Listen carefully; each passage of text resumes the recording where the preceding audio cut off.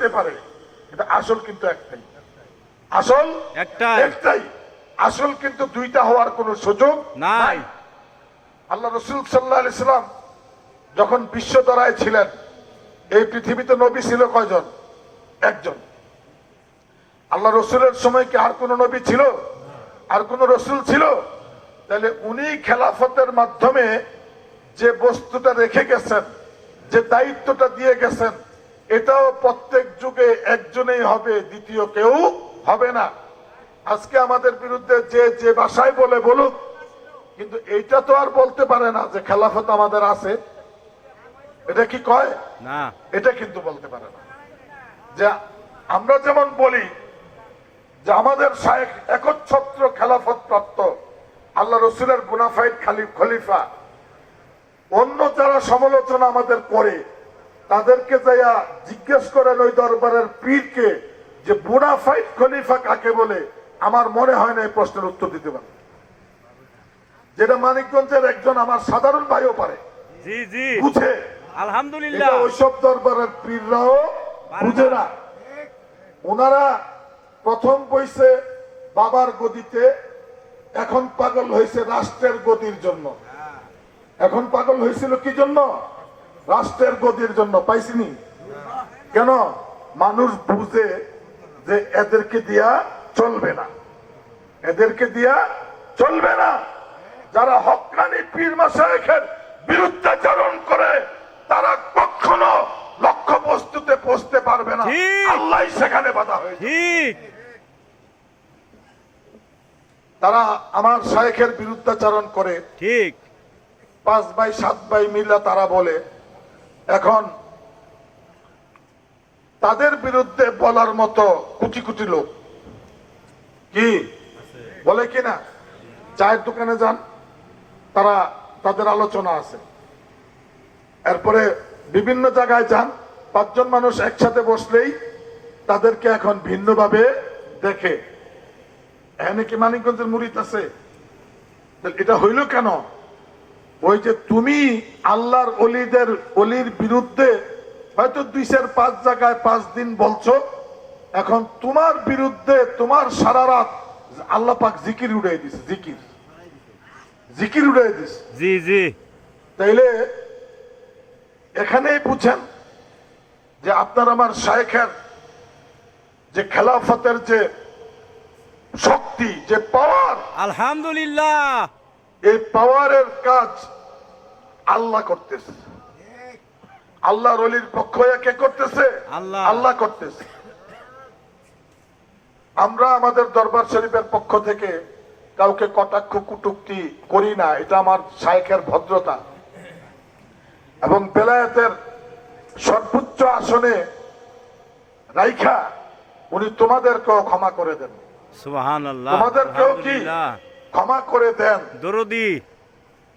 কিন্তু মনে রাখবা, যদি রসুলের বোনাফাইড খলিফার নেতৃত্বে এদেশে ইসলাম কেউ মানে, তাহলে মানিকগঞ্জ দরবার শরীফের আমার শায়েখের হাতে এসব বায়াত হইতে হবে। জি। অনেক বড় বক্তৃতা দিতে পারো, মজমা করতে পারো। মজমা করতে কি সমস্যা আছে? না। আপনারা ছোট ছোট এই যে গ্রামের বাজার গুলা দেখেন না, ওষুধ বেচে হকারদের মজমা হয় না? লোক কি কম হয়? ওই বাজারের হিসেবে বহুত লোক, ওইখানে মজমা চলতেছে। এই যে মজমা চলতেছে, শেষ কিছু আছে? শেষ কিছুই নাই।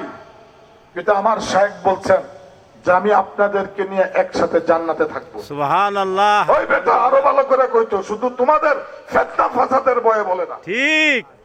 সাহস থাকলে কোন মঞ্চে দাঁড়ায় তুমি বলো দেখি যে আমি আমার মুরিদদেরকে নিয়ে জান্নাতে একসাথে থাকবো। এটার সাহসই তোমার নাই, সারা পৃথিবীতেও নাই।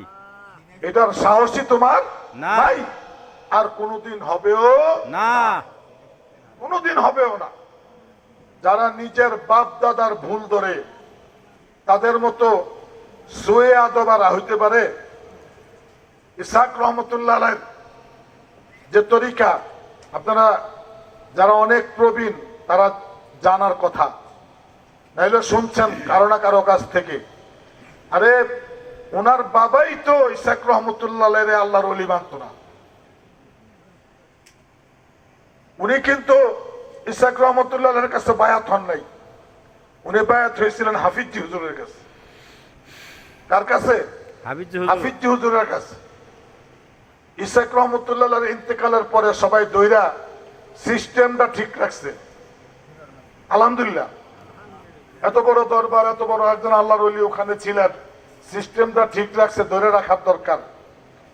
যখন খেলাফত নিয়ে আজহার ইসলাম সিদ্দিকী রহমতুল্লাহ আলাইহি মানিকগঞ্জের বাগান সাজাইলেন, পৃথিবীর কেউ না জানুক, উনি জানে যে আমার কাছে মাল নাই। জি, আমার কাছে কি নাই? মাল নাই। মাল নাই। মাল আছে কার কাছে? আজহার ইসলাম সিদ্দিকীর কাছে। জি, এখন কি করতে হবে? আমার সিন্ডিকেট করতে হবে। সিন্ডিকেট কইরা আজহার ইসলাম সিদ্দিকী রহমতুল্লাহের গতি রোধ করতে হবে। এই জন্য উনি ঢাকায় যাইয়া উনি সহ ওনার আরো কয়েকজন বন্ধু বান্ধব ময়মুরব্বী লইয়া একটা সিন্ডিকেট তৈরি করছে, কইরা একটা সিন্ডিকেট মার্কা ফতুয়া দিছে। এই সিন্ডিকেটের ফতুয়ায় আমাদের কিছু আইসে গেছে না, আসে যায় নাই, কোনোদিন আসবেও না, যাবেও না। জি, আসবেও না, যাবেও না। মানিকগঞ্জ দরবার শরীফের আমার শায়েখ মুর্শেদের বলিষ্ঠ নেতৃত্বে উনার কাছে খেলাফতের যে অস্ত্র আছে, সে অস্ত্র যখন নিক্ষেপ করবে, তোমাদের মতো এই ধরনের পীর নামধারী যারা আছো, আরেক পীরের বদনাম করো, তোমরা পানিতে ভেসে যাবা, ঠিক, পানিতে ভেসে যাবা। চিন্তা করার দরকার। আমাদের হলো বুঝার দরকার। আমাদের কি দরকার? বুঝার দরকার। বুঝার দরকার।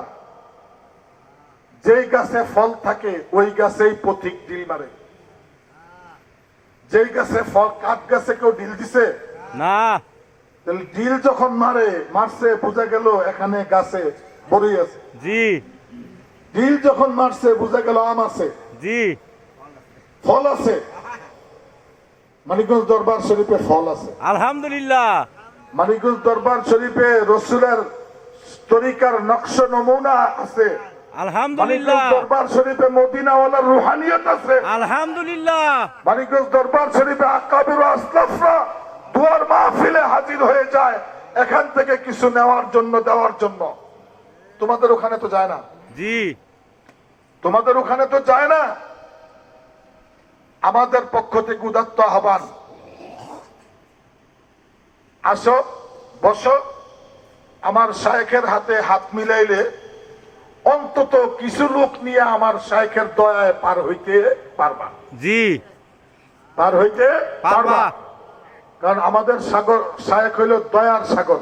আলহামদুলিল্লাহ, আল্লাহ রসুল সাল্লাল্লাহু আলাইহি সাল্লামের পক্ষ থেকে আল্লাহ রসুলের দিল, আল্লাহ রসুলের যে হিসাব নিকাশ, এটা ওনার মুনাফেদ খলিফা ছাড়া আর কেউ মিলাইতে পারবে না, আর কেউ মিলাইতে পারবে না। এই জন্য উদাত্ত আহ্বান জানাই, তোমাদেরকে রাইখা আমরা বেহেশতে যাইবার চাই না।